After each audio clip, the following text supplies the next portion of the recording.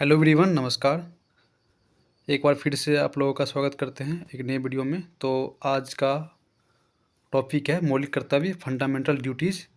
तो इसके अंतर्गत जितने भी क्वेश्चन पूछे गए हैं एसएससी के द्वारा रिसेंटली एग्जाम में, उन सारे प्रश्नों को देखेंगे और मुझे आशा है कि आप पिछली कक्षा का रिवाइज करते होंगे। तो चलिए, आज का पहला क्वेश्चन है 248 नंबर से शुरू करेंगे, क्योंकि कल 247 तक कर लिए थे। तो आज का क्वेश्चन है पहला, किस समिति ने मौलिक कर्तव्यों का पालन न करने पर जुर्माना या सजा का प्रस्ताव रखा था? ऑप्शन ए है वर्मा समिति, ऑप्शन बी है सोलन सिंह समिति, ऑप्शन सी है मोरारजी देसाई समिति, ऑप्शन डी है इंदिरा गांधी समिति। क्या होगा इसका आंसर? ऑप्शन बी हो जाएगा सोलन सिंह समिति। अगला क्वेश्चन है, भारतीय संविधान के अनुसार निम्नलिखित में से कौन सा मूल कर्तव्य नहीं है? ऑप्शन ए है सार्वजनिक संपत्ति की सुरक्षा करना, ऑप्शन बी है भाईचारे की भावना को बढ़ावा देना, ऑप्शन सी है संविधान का पालन करना और उनके आदर्शों का सम्मान करना, ऑप्शन डी है सार्वजनिक चुनाव में मतदान करना। तो चुनाव में मतदान करना ये मौलिक कर्तव्य नहीं है, तो क्या होगा आंसर? ऑप्शन डी हो जाएगा। अगला क्वेश्चन है, डैश का संरक्षण किसी भी भारतीय नागरिक का मूल कर्तव्य है। ऑप्शन ए है पवित्र ग्रंथ, ऑप्शन बी है वन्य जीव, ऑप्शन सी है गांव, ऑप्शन डी है बच्चों और वृद्ध लोगों के लिए। तो क्या होगा? डैश का संरक्षण किसी भी भारतीय नागरिक का मूल कर्तव्य है। तो कौन किसका संरक्षण है? तो ऑप्शन क्या हो जाएगा? बी हो जाएगा, वन्य जीव का। ऑप्शन बी हो जाएगा 250 का। अगला क्वेश्चन है 251 नंबर, निम्नलिखित में से कौन सा विकल्प मूल कर्तव्यों में शामिल नहीं है? मूल कर्तव्यों में शामिल नहीं है कौन सा विकल्प? ऑप्शन ए हमारे सामसिक संस्कृति की समृद्ध विरासत को महत्व देना और उसे परिरक्षित करना, ऑप्शन बी है राष्ट्रीय ध्वज और राष्ट्रगान का सम्मान करना, ऑप्शन सी है भारत की संप्रभुता, एकता और अखंडता को बनाए रखना और उसकी रक्षा करना, ऑप्शन डी है केवल व्यक्तिगत विकास और व्यक्तिगत गतिविधियों पर ध्यान देना। तो केवल जो वर्ड लगा है गलत हो जाएगा। ऑप्शन क्या हो जाएगा? डी, ये शामिल नहीं है। ऑप्शन डी हो जाएगा 251 का। अगला क्वेश्चन है, 11वां मौलिक कर्तव्य डैश से संबंधित है। तो 11वां मौलिक कर्तव्य जो है, लास्ट मौलिक कर्तव्य, वो किसे संबंधित है? ऑप्शन ए है शिक्षा, ऑप्शन बी है स्वास्थ्य, ऑप्शन सी है पर्यावरण, ऑप्शन डी है संस्कृति। तो क्या होगा इसका आंसर? 11वां मौलिक कर्तव्य किससे संबंधित है? तो ऑप्शन क्या हो जाएगा? शिक्षा से। ऑप्शन ए हो जाएगा 252 का। अगला क्वेश्चन है 253 नंबर, निम्नलिखित में से कौन सा मूल कर्तव्यों में सूचीबद्ध नहीं है? तो कौन सा मूल कर्तव्य में सूचीबद्ध नहीं है? ऑप्शन ए प्राकृतिक पर्यावरण का संरक्षण और उसमें सुधार लाना, ऑप्शन बी है सार्वजनिक संपत्ति की सुरक्षा करना और हिंसा से दूर रहना, ऑप्शन सी है समृद्ध विरासत को महत्व देना और उससे और परिरक्षित करना, ऑप्शन डी है आम असंगति की भावना को बढ़ावा देना। तो आम असंगति की भावना को बढ़ावा देना क्या हो जाएगा? ऑप्शन डी हो जाएगा 253 का। अगला क्वेश्चन हो जाएगा 254 नंबर,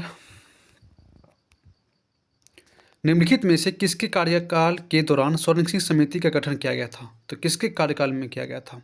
1976 में किसका कार्यकाल था? क्या हो जाएगा? ऑप्शन क्या होगा? ऑप्शन बी हो जाएगा, इंदिरा गांधी। अगला क्वेश्चन है, मौलिक कर्तव्य डैश है और कानून द्वारा परिवर्तनीय नहीं है, लेकिन किसी भी मामले का निर्णय करते समय न्यायालयों द्वारा दृष्टिगत रखे जाते हैं। मौलिक कर्तव्य डैश है और कानून द्वारा परिवर्तनीय नहीं है, लेकिन किसी भी मामले का निर्णय करते समय न्यायालयों द्वारा दृष्टिगत रखे जाते हैं। ऑप्शन ए है गैर संवैधानिक, ऑप्शन बी है नियामक, ऑप्शन सी है सामान्य, ऑप्शन डी है वैधानिक। क्या होगा इसका आंसर? मौलिक कर्तव्य क्या है? वैधानिक है। ऑप्शन डी हो जाएगा। अगला क्वेश्चन है 256, निम्नलिखित में से कौन सा भारतीय संविधान में मौलिक कर्तव्यों के अंतर्गत नहीं आता है? ऑप्शन ए है स्वतंत्रता के लिए राष्ट्रीय संघर्ष को प्रेरित करने वाले महान आदर्शों को संजोना और उनका पालन करना, ऑप्शन बी है भारत की संप्रभुता, एकता और अखंडता को बनाए रखना और उसकी रक्षा करना, ऑप्शन सी है वैयक्तिक मताधिकार का प्रयोग करना, ऑप्शन डी है सार्वजनिक संपत्ति की रक्षा करना और हिंसा को त्यागना। क्या होगा इसका आंसर? ऑप्शन सी हो जाएगा, वैयक्तिक मताधिकार का प्रयोग करना ये मौलिक कर्तव्य नहीं है। अगला क्वेश्चन है 257, मौलिक कर्तव्यों को भारतीय संविधान के भाग 3 में नहीं रखा गया क्योंकि भाग 3 क्या है? डैश है। ऑप्शन ए है वाद्य योग्य, ऑप्शन बी है नियम विवर्जित, ऑप्शन सी है वाद्य युग नहीं है, ऑप्शन डी है अपरिवर्तनीय है। तो भाग 3 क्या है, क्या होगा option A B C D में से। और भाग 3 क्या है, आगे से ध्यान रखेंगे। भाग 3 क्या है, वाद्य योग्य है, ऑप्शन ए हो जाएगा, वाद्य योग्य है। मौलिक कर्तव्यों को भारतीय संविधान के भाग 3 में नहीं रखा गया क्योंकि भाग 3 वाद्य योग्य है। इन्हें भाग 4A के अनुच्छेद 51A में रखा गया है। जबकि मौलिक कर्तव्य नागरिकों के नैतिक दायित्व है, परंतु इनके उल्लंघन में कोई वाद नहीं हो सकता, ये अलंघनीय है तथा ये भारतीय परंपरा से पोषित है। अगला क्वेश्चन है, निम्नलिखित में से कौन सी भारतीय संविधान में उल्लेखित मौलिक कर्तव्यों की एक विशेषता नहीं है। ऑप्शन ए है इनके उल्लंघन पर कानूनी कार्रवाई होती है, ऑप्शन बी है ये नागरिक कर्तव्य है, ऑप्शन सी, इसमें तो इसका आंसर ए लग रहा है, ए हो जाएगा इसका आंसर, क्योंकि कानूनी कार्रवाई नहीं होती है। इनके उल्लंघन करने पर कानूनी कार्रवाई होती है, यह विशेषता नहीं है, ऑप्शन ए हो जाएगा इसका आंसर 258 का। अगला क्वेश्चन देखेंगे, निम्नलिखित में से कौन सा भारतीय संविधान में उल्लेखित एक मौलिक कर्तव्य नहीं है। ऑप्शन ए है मानववाद का विकास करना, ऑप्शन बी है सद्भाव की भावना का विकास करना, ऑप्शन सी है ज्ञानार्जन की भावना का विकास करना, ऑप्शन डी है सुधार लाना। क्या सुधार लाना, क्या हो जाएगा आंसर, ऑप्शन डी हो जाएगा सुधार लाना, ये मौलिक कर्तव्य नहीं है सुधार लाना। अगला क्वेश्चन है, अगला क्वेश्चन SSC JEE मैकेनिकल में पूछा गया क्वेश्चन है। किसमें, भारतीय संविधान का कौन सा अनुच्छेद यह कहता है कि भारत के प्रत्येक नागरिक का कर्तव्य है कि वह वैज्ञानिक स्वभाव, मानवतावाद और जांच और सुधार की भावना विकसित करे। ये कौन से आर्टिकल में है, मौलिक कर्तव्य है, कौन से आर्टिकल में है, 51A में हो जाएगा, ऑप्शन सी हो जाएगा इसका आंसर। अगला क्वेश्चन है 261, निम्नलिखित में से कौन सा विकल्प भारतीय संविधान में मौलिक कर्तव्य के रूप में सूचीबद्ध नहीं है। यातायात नियमों का पालन करना, ऑप्शन बी सार्वजनिक संपत्ति की सुरक्षा करना, ऑप्शन सी वैज्ञानिक सोच विकसित करना, ऑप्शन डी प्राकृतिक पर्यावरण की रक्षा एवं उसमें सुधार लाना। तो कौन मौलिक कर्तव्य के रूप में सूचीबद्ध नहीं है, तो क्या हो जाएगा इसका आंसर, यातायात नियमों का पालन करना। क्या हो जाएगा, यातायात नियमों का पालन करना, ये सूचीबद्ध नहीं है वैसे, ऑप्शन ए हो जाएगा 261 का। अगला क्वेश्चन है, निम्नलिखित में से किसे भारत के संविधान में मौलिक कर्तव्य के रूप में सूचीबद्ध नहीं किया गया है। वही है करों का भुगतान, सार्वजनिक संपत्ति की सुरक्षा, संविधान का पालन, भारत की संप्रभुता की रक्षा। तो क्या हो जाएगा इसका आंसर, ऑप्शन ए हो जाएगा, करों का भुगतान करना, ये सूचीबद्ध नहीं किया गया है। अगला क्वेश्चन है, देश के नागरिकों को मौलिक कर्तव्य सिखाने के सुझावों को क्रियान्वित करने वाली समिति को डैश के नाम से जाना जाता है। ऑप्शन ए है LP सिंह समिति, ऑप्शन बी है पॉल एप्पलेवी समिति, ऑप्शन सी है JS वर्मा समिति, ऑप्शन डी है अभिजीत सेन समिति।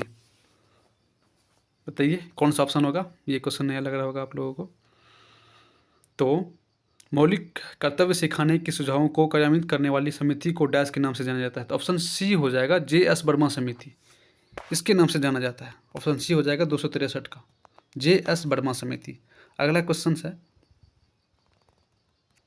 निम्नलिखित में से कौन सा एक मौलिक कर्तव्य नहीं है। तो कौन सा मौलिक कर्तव्य नहीं है, प्राकृतिक पर्यावरण की रक्षा करना, चुनाव के दौरान मतदान करना, चुनाव आ गया, क्या हो जाएगा ऑप्शन आगे, अगला ऑप्शन सी है वैसे, भारत की एकता और अखंडता को बनाए रखना और उसकी रक्षा करना, संविधान का पालन करना। तो क्या होगा आंसर इसका, ऑप्शन बी हो जाएगा, चुनाव के दौरान मतदान करना, ये हो जाएगा 264 का बी। अगला क्वेश्चन है 265, कितना एग्जाम में पूछा, 4 एग्जाम में पूछा क्वेश्चन, ये इतना इजी क्वेश्चन। भारतीय संविधान के किस अनुच्छेद में मौलिक कर्तव्यों के बारे में उल्लेख किया गया है। कौन सा ऑप्शन होगा, 51A, ऑप्शन डी। अगला क्वेश्चन है 266 में पूछा गया है, मौलिक कर्तव्य के संबंध में निम्नलिखित में से कौन सा कथन सही नहीं है। तो अनुच्छेद 51A मौलिक कर्तव्यों से संबंधित है, ऑप्शन ए सही है। मौलिक कर्तव्य कुल संख्या 11 है, लास्ट वाला शिक्षा है। ऑप्शन सी है 43वें संविधान संशोधन द्वारा शामिल किया गया था, ऑप्शन डी है संविधान के भाग 4A में शामिल किया गया था। कौन सा ऑप्शन हो जाएगा, ये 43वें नहीं 42वें संविधान संशोधन द्वारा शामिल किया गया था, 42वें संविधान संशोधन द्वारा शामिल किया गया था, लेकिन 43 का नहीं, ऑप्शन सी हो जाएगा 266 का 3। अगला क्वेश्चन है 267 नंबर, वो कितना एग्जाम में, 1 2 3 4 5 6 एग्जाम में पूछा है। वही सेम क्वेश्चन है, भारतीय संविधान का निम्नलिखित में से कौन सा अनुच्छेद मौलिक कर्तव्यों से संबंधित है, फंडामेंटल ड्यूटीज। ऑप्शन क्या हो जाएगा, 54A 51A 55A 61A, कौन सा होगा, बी हो जाएगा। निम्नलिखित में से किस समिति ने संविधान में मौलिक कर्तव्यों को सम्मिलित करने की सिफारिश की थी, बताओ कौन सी समिति ने मौलिक कर्तव्य को सम्मिलित करने की सिफारिश की थी। ऑप्शन ए है स्वर्ण सिंह समिति, ऑप्शन बी है बलवंत राय मेहता समिति, ऑप्शन सी है सहकारिया समिति, ऑप्शन डी है BN पाटिल समिति। बताइए ऑप्शन क्या हो जाएगा, स्वर्ण सिंह समिति। अगला है, तो मौलिक कर्तव्य के अंतर्गत जितना भी पूछे गए थे तो उन सारे क्वेश्चंस का देख लिए हैं। तो अगला टॉपिक है 10वां अपन लोग का। तो चलिए 10वां है राज्य के नीति निर्देशक तत्व, directive principles of state policy हो जाएगा, जिसको हम DPSP के नाम से जानते हैं। तो राज्य के नीति निर्देशक तत्व के अंतर्गत जितने भी क्वेश्चन पूछे गए हैं, खास करके SSC MTS SSC CSL SSC द्वारा CGL CHSL selection phase MTS CPO, तो उन सारे प्रश्नों को देख लेंगे। तो चलिए 269 से शुरू है। क्वेश्चन है भारतीय संविधान के किस भाग में कल्याणकारी राज का विचार है। तो किस भाग में कल्याणकारी राज का विचार है, क्या हो जाएगा, राज्य के नीति निर्देशक तत्व के कौन से भाग में पूछा है ना, कौन से भाग में, लेकिन ऑप्शन दिया राज्य के नीति निर्देशक तत्व कितने भाग में है। तो ऑप्शन क्या हो जाएगा इसका, ए हो जाएगा, राज्य की नीति निर्देशक तत्व। CGL Tier 2 में क्वेश्चन है, CGL Tier 1 में है, 2 में है, सेम क्वेश्चन पूछा होगा 22 में 23 में। बताइए 269 का एक बार देख लेते हैं। राज्य की नीति निर्देशक तत्व की अवधारणा आयरलैंड के संविधान से ली गई है। भारत के संविधान के भाग 4 अनुच्छेद 36 से 51 में इसे शामिल किया गया है। इन सिद्धांतों का उद्देश्य लोगों के लिए सामाजिक आर्थिक न्याय सुनिश्चित करना और भारत को एक कल्याणकारी राज्य के रूप में स्थापित करना है। अगला क्वेश्चन है Tier 2 का, ये भी क्वेश्चन है CGL का। निम्नलिखित में से किस अनुच्छेद में पूरे भारत में एक समान सिविल संहिता का उल्लेख है। एक समान सिविल संहिता का उल्लेख कौन से आर्टिकल में है, 4444 अनुच्छेद 44, समान सिविल संहिता किस में है, अनुच्छेद 44 में है। ऑप्शन डी हो जाएगा, यूनियन सिविल कोड होता है UCC। 270। अगला क्वेश्चन 271, वैसे देख लेते हैं एक बार क्या लिखा। डी है, भारतीय संविधान के भाग 4 में अनुच्छेद 36 से 51 तक राज्य के नीति निर्देशक तत्व का उल्लेख है, जिसमें अनुच्छेद 44 के तहत पूरे भारत में एक समान सिविल संहिता की बात की गई है। वर्तमान में एकमात्र राज्य गोवा में समान नागरिक संहिता लागू है। बताओ आप लोग बताओ, करंट अफेयर्स क्वेश्चन है कि अभी रिसेंटली में कौन से राज्य में UCC लागू हुआ है, बताओ। अनुच्छेद 40 में ग्राम पंचायतों का संगठन, अनुच्छेद 50 में है राज्य की लोक सेवाओं में कार्यपालिका से न्यायपालिका के पृथक्करण हेतु राज्य द्वारा कदम उठाना। अगला क्वेश्चन है निर्देशक सिद्धांतों को मोटे तौर पर 3 व्यापक श्रेणियों में वर्गीकृत किया गया है। निम्नलिखित में से कौन सा इस वर्गीकरण का हिस्सा नहीं है। तो ऑप्शन ए है समाजवादी, ऑप्शन बी है गांधीवादी, ऑप्शन सी है सत्तावादी, ऑप्शन डी है उदारवादी। बताइए कौन सा ऑप्शन होगा। ऑप्शन क्या हो जाएगा, सत्तावादी नहीं है, समाजवादी है, गांधीवादी है, उदारवादी भी है, लेकिन सत्तावादी नहीं है। ऑप्शन सी हो जाएगा, ऑप्शन सी हो जाएगा। नीति निर्देशक सिद्धांतों को उनकी वैचारिक स्रोत और उद्देश्य के आधार पर मुख्यतः 3 वर्गों में वर्गीकृत किया गया था। पहला समाजवादी सिद्धांत, जिसमें अनुच्छेद कौन सा है, 48 39 39A 41 42 43 और 43A तथा 47 है। गांधीवादी सिद्धांत में है अनुच्छेद 40 अनुच्छेद 43 43B 46 47 48 है। और उदार बौद्धिक सिद्धांत अनुच्छेद 44 45 48 48 49 और 50 और तथा 51 है। अगला क्वेश्चन है भारतीय संविधान के अनुच्छेद 44 का उद्देश्य क्या है। 44 का उद्देश्य क्या है बताओ, MTS का पूछा गया क्वेश्चन है। भारतीय के राज्य में नागरिकों के लिए एक समान नागरिक संहिता सुनिश्चित करना।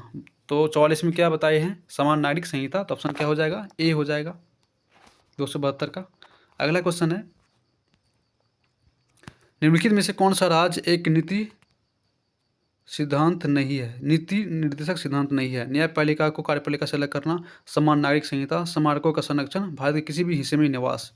तो ये भारत के किसी भी हिस्से में निवास, जो ऑप्शन डी, ये मौलिक अधिकार है, न कि मौलिक कर्तव्य। क्या हो जाएगा?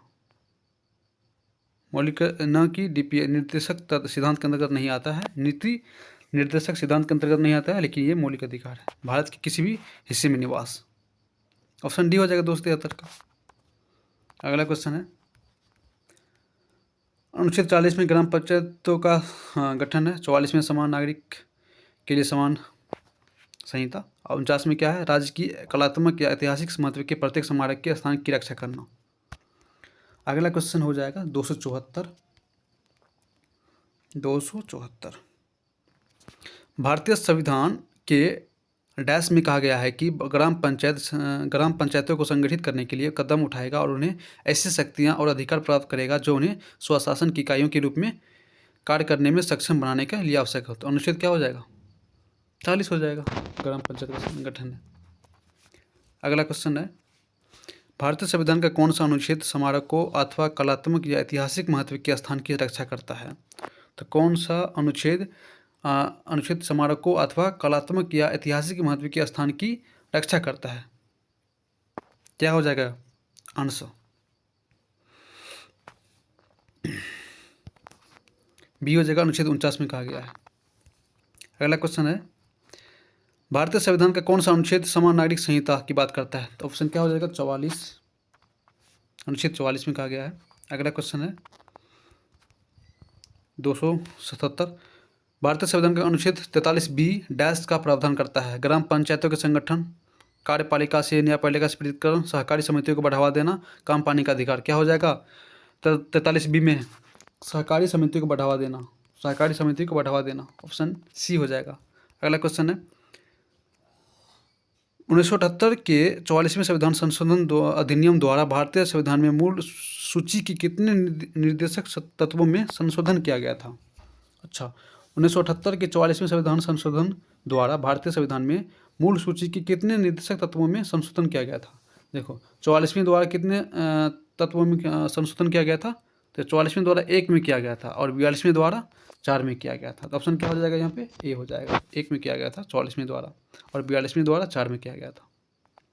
अगला क्वेश्चन है, कामकाजी महिलाओं के लिए काम करने की परिस्थितियां उपलब्ध कराने के साथ साथ उनके उत्पीड़न की रोकथाम और उसके लिए संगठन में व्यवस्था करना भी शामिल है, या डैश के अंतर्गत आता है? किसके अंतर्गत आता है?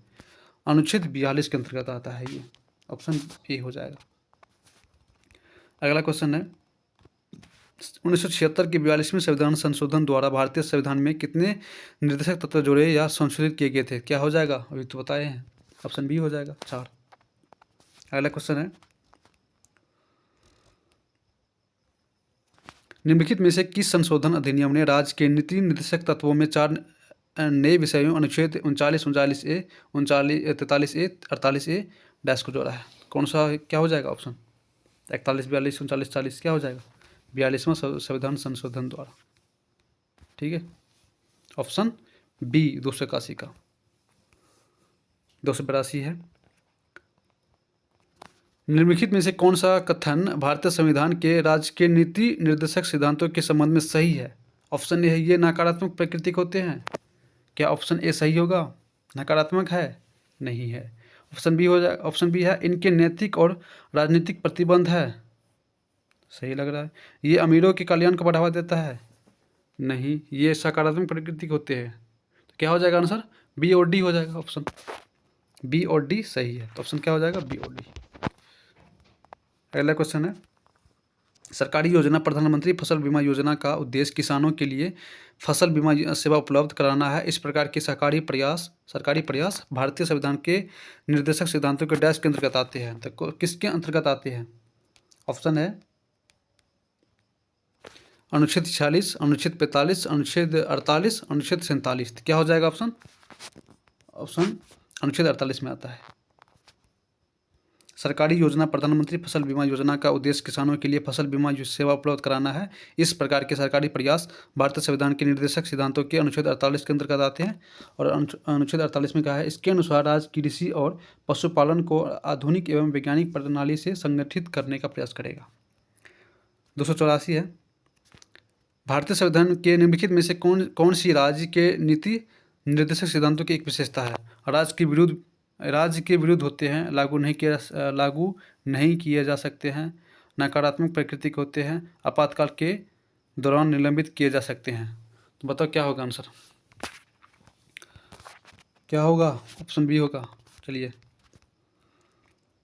एक्स और वाई एक रेस्तरां में प्रबंधकों के रूप में काम कर रहे हैं, लेकिन उन्हें समान काम के लिए असमान वेतन मिलता है। राज्य के नीति निर्देशक सिद्धांतों का कौन सा समान काम के लिए समान वेतन प्रदान करता है? क्या हो जाएगा आंसर? ऑप्शन बी हो जाएगा, 39 करता है। अगला क्वेश्चन है 286। राज्य के नीति निर्देशक सिद्धांतों के किस अनुच्छेद के तहत मातृत्व अवकाश पर एक कामकाजी महिला को नियोक्ता से सभी मातृत्व लाभ प्राप्त करना चाहिए? क्या आ जाएगा ऑप्शन? राज्य की नीति निर्देशक सिद्धांतों के किस अनुच्छेद के तहत मातृत्व अवकाश पर एक कामकाजी महिला को नियोक्ता से सभी मातृत्व लाभ प्राप्त करना चाहिए? अनुच्छेद 43, अनुच्छेद 44, अनुच्छेद 45, अनुच्छेद 42। क्या हो जाएगा? अनुच्छेद 42 के द्वारा। ऑप्शन सी हो जाएगा।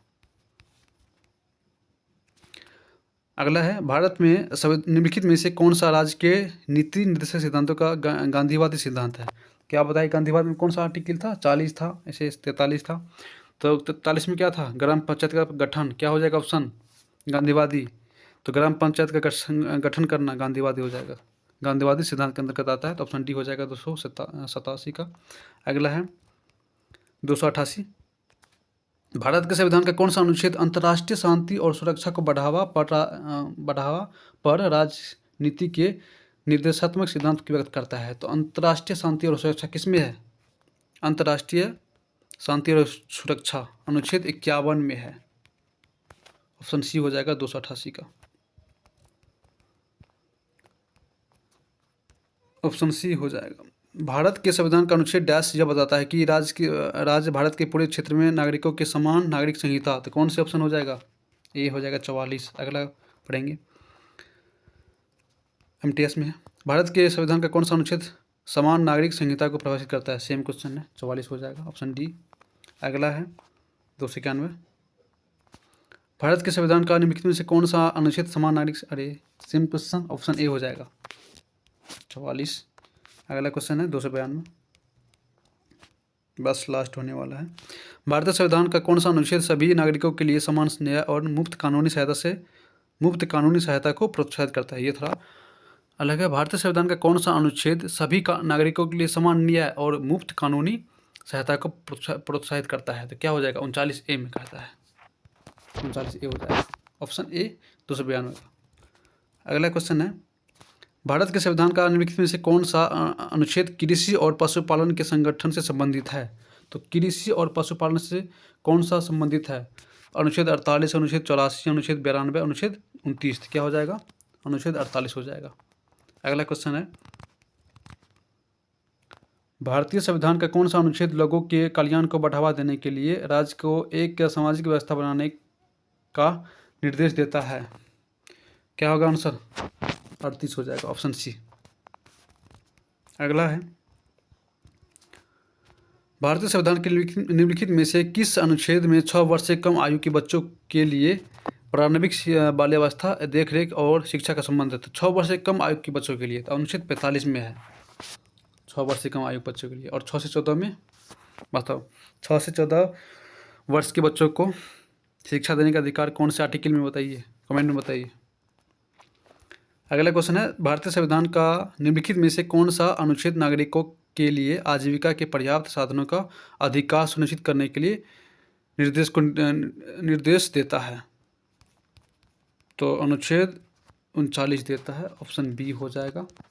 अगला क्वेश्चन है,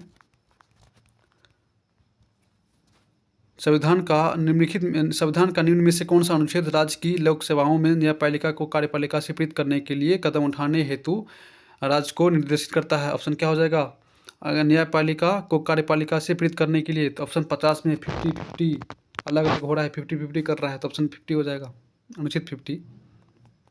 ऑप्शन सी है 297 का। अगला क्वेश्चन है, इनमें से किसे भारतीय संविधान की राज्य के नीति निर्देशक तत्वों में शामिल नहीं किया गया है? समान काम के लिए समान वेतन, समान न्याय और निःशुल्क कानूनी सहायता, सूचना का अधिकार, ग्राम पंचायतों का गठन। क्या हो जाएगा ऑप्शन?